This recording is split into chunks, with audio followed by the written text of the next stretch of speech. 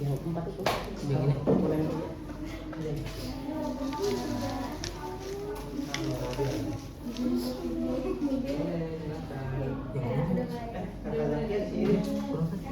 Kayak ini. Yang mana? Itu kan yang tadi kan yang di Pasianan kan yang mirip-mirip sama ini yang mana?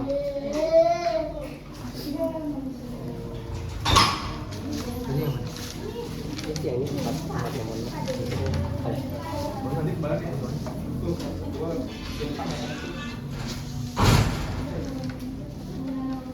Nah, Bang habis habis kan? Ya, Biasanya hobi dari habis itu apa aja gitu? Hobi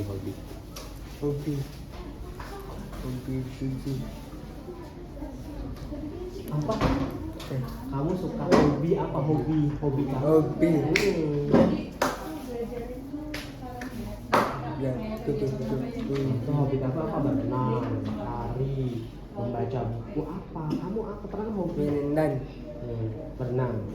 Berenang. Satu aja. Enggak, maksudnya Ada selain lagi? ada lagi. Ada lagi? Apa? Ini kan baca buku. Baca buku betul. Oh. Jangan.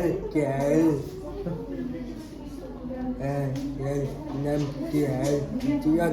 Oh. Membaca buku karena kelas 6 terakhir ujian nih ya. Tadi alasannya. Karena mau ujian gitu ya? Iya, kan udah kesini mau ujian akhir. Gitu. Tapi hobinya dia kalau misalkan beneran ya, di luar ternyatanya dia, kalau saya suka dia sukanya berenang ya, sama jalan-jalan. Apa sepedaan gitu ya? Sepedaan, explore gitu. Ya, takut komplek gitu ya. Iya. Bukannya kamu suka sepeda, melihat-lihat, hobi jalan-jalan naik MRT gitu. Kita mati. Terus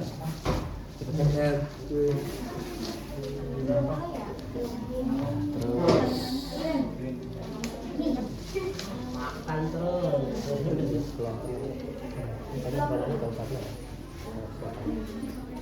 Misalnya kayak boleh sih langsung tadi teman.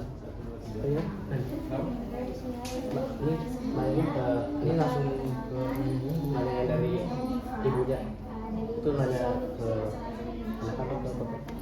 boleh saya ke bapaknya boleh boleh. Buat lebih ini ya, makan ya. Iya lebih boleh. Yang empat nih. Iya boleh. Pak Imran. Ya. Kalau ini buat bapak sendiri nih. Kemampuan apa yang sudah bisa dilakukan oleh Hafiz? Kemampuan dia sudah bisa membaca Quran, tadi saya bilang Quran. Terus kemudian berenang, kemudian dia udah bisa komunikasi ya, komunikasi dengan lip reading. Tadi sebenarnya bisa dia asal pelan-pelan dan dia udah bisa membaur ya, karena rata-rata kalau anak tunarungu bisa isyarat, tapi dia udah bisa lip reading. Berbaur sama teman komplek gitu. Bisa perumahan ya main gitu kan. Gitu. Cuma ya tadi dia ngomongnya pelan-pelan gitu kan. Ini termasuk aktif lah ya di komplek. Aktif. Masih juga. Kalau tentang kebutuhannya itu Pak, apa masih ada yang perlu didukung gitu? Iya, kalau kebutuhannya dia, kalau untuk kebutuhan yang sifatnya penyangganya dia udah sih kita atau mendengar ya gitu kan. Cuma yang perlu sedikit dia adalah kayak kelas atau pelatihan untuk pemahaman. Karena kan kalau anak tunarungu itu bukan sekedar mendengar, tapi harus paham. Kayak tadi kan, misalnya kita ngomong sama dia, ada pesawat jatuh tuh apa? Nggak tahu kan?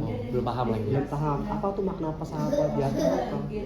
Kemudian sama sebatas kalimat doang. Sebatas kalimat ya ada pesawat jatuh di Medan. Pesawat jatuh tuh apa? Medan tuh apa? Nggak tahu. Belum paham ya? Nah, belum paham.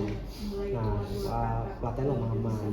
Nah, itulah pemahaman itu harus dengan interaksi dan harus dibimbing.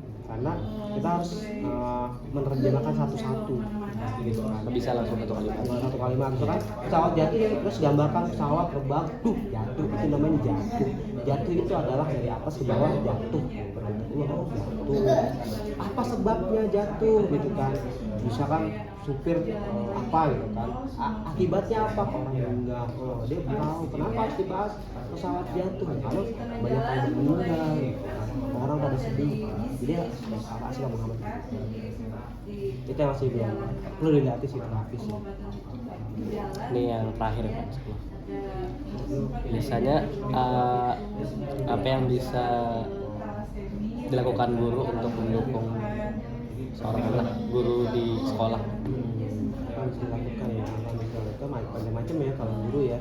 Tapi kalau misalkan dia guru SLB, dia sudah banyak tekniknya untuk mengajarkan ya. Contohnya kalau di levelnya Hafiz, ini guru itu mengerjakan pemahaman.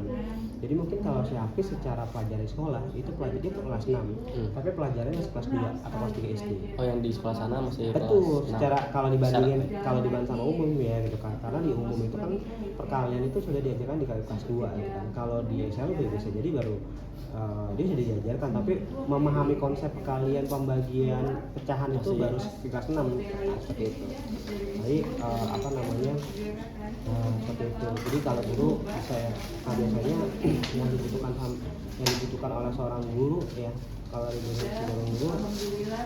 kalau di seorang guru umum ya dia harus bisa memahami cara pendekatan terhadap anak-anak berkebutuhan khusus ya gitu kan, seperti itu. Nah, Hafiz ini pernah coba kita masukin SD umum, SD umum di SD 03. Alhamdulillah saya apresiasi dengan teman-teman di SD 03 tidak ada, dan Hafiz itu tidak ada komunikasi, nggak ada kendala gitu. Nggak ada kendala komunikasi, berbaur gitu kan. Sudah apa aman lah gitu. Nyambung, nggak ya, ada dulu segala macam ya, nggak ada ya gitu. Tapi mungkin yang lebih kendala adalah Hafiznya tidak bisa menangkap pelajaran. Oh, lebih susah ya. Karena kan kalau anak umum kan udah langsung membuat kalimat bunyi. Nah kalau lebih cepat kan dicerna satu-satu gitu. Jadi kalau anak tuna normal gurunya membuat kalimat, kamu harus kerjakan soal apa jawabannya. Anak tuna dulu harus paham dulu itu pertanyaannya apa. Nah, baru bisa memproduksi jawaban. Untuk memproduksi jawaban harus dipahami dulu satu ya pertanyaan itu kan. Nah waktu kalau tadi relasi sama guru-guru umum gitu kan, nah jadi perlu pemahaman untuk bisa mengajarkan tunarungu dan waktu di Hafiz di SD nggak banyak tuh guru-guru yang bisa seperti itu. Kalau kita beberapa aja gitu. Beberapa aja yang di guru SD umum. Beberapa gitu kan, yaitu sifatnya soft skill ya, artinya memang keseharian sehari-hari dan kita tidak bisa memaksakan karena emang itu kan sekolah umum. Dan akhirnya saya cabut Hafiz dari SD 3 bukan karena gak ada masalah gitu kan, bagus, guru juga udah berupaya, tapi saya melihat potensinya adalah kalau misalnya saya di sini terus Hafiznya nanti buang-buang waktu nih, keteteran juga gitu. keteteran juga dia gitu. Akhirnya saya balik lagi ke Santirama SMP gitu. Kalau boleh tahu itu pas kelas 3. Oh 3 di sana. Setahun aja gitu. Enggak setahun, setelah 3 bulan. Pas 3 bulan. Ada 2 tahun pertama di Santirama. Kita lihat kata terapisnya kan terapis ya. Oh bisa nih si Hafiz nih komunikasi. Memang komunikasi udah bisa, memang tapi untuk kejar pelajarannya juga sulit. Oh ya satu lagi, ada satu point of view yang perlu dikasih tahu adalah kalau misalkan anak SLB dimasukin umum, maka dia akan dibawa terus tuh anaknya. Karena kan ibaratnya level target materinya di atas nih anak umum. Nah anak-anak yang berkebutuhan khusus tuh dibawa terus tuh karena untuk ngejar nyamain aja susah gitu kan. Nyamain aja susah gitu. Apalagi top of mereka gitu ya, seperti itu. Jadi mereka akan ada di bawah dibanding kalau mereka dikelompokkan dengan sama-sama yang berkebutuhan khusus, maka mereka akan tanding-tandingan dengan levelnya mereka gitu. Sesuai lah gitu. Dengan targetnya mereka. Jadi saya melihat kalau misalkan nanti Hafiznya di bawah terus, ada psikologi harus ngerasa saya nggak bisa terus nih, saya selalu kalah sama teman-teman saya gitu kan, sehingga tangannya mau mendemotivasi dia merasa udahlah saya nggak usah ini gitu kan, saya sama mereka kalah terus gitu kan, dibanding kalau saya kelompok sama teman-teman yang sekelompok nih, mereka berkompetensi untuk saya bisa lebih baik, sehingga kan mereka ada potensi dari top. lebih setara juga.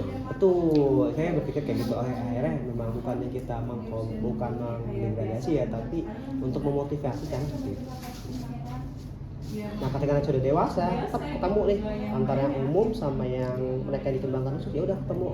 Dia juga udah bentuk mentalnya di depan sama aslinya, dan yang umum juga sama. Akhirnya mereka Bisa sama lagi. betul. Saya rasa seperti itu. Karena metode pembelajaran beda, gitu kan seperti itu. Mungkin sudah cukup sampai di situ aja. Nah, ini Pak, Ini ada hadiah. Ya. apa tuh? Iya, buat siapa? Buat aku. Kenapa aja langsung ngomong? Hadiah. Enggak, gini. Saya memberikan hadiah untuk kamu, terima kasih gitu. Nah, kami berdua kakak dari universitas memberikan hadiah buat Hafiz. Ya, kakak-kakak memberi hadiah untuk Hafiz setelah Karena sudah menjawab. Kamu sudah menjawab hebat. Apa? Kunci. Sama-sama. Fotoin. Fotoin.